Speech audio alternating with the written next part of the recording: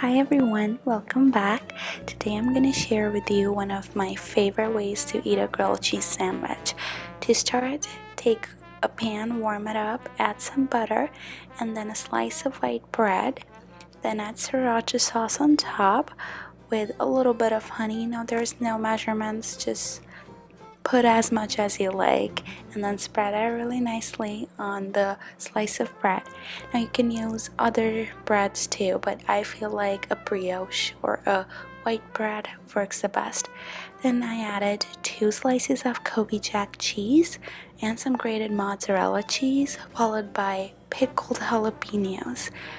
And now for cheese, you have to use this exact cheese, although you can skip on the mozzarella, but you have to use Kobe Jack for it to taste as good as it does. And you're gonna cover it and let the cheese melt on low medium flame.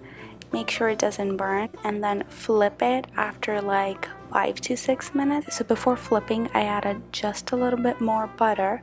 Again, cover and let the cheese melt, and just be careful about the flame. It has to be really low, but not too low either. So I would say low medium would do the job. It'll be nice and brown on both the sides and the cheese will be really melty. Now cut it into equal halves and your grilled cheese is ready to be served.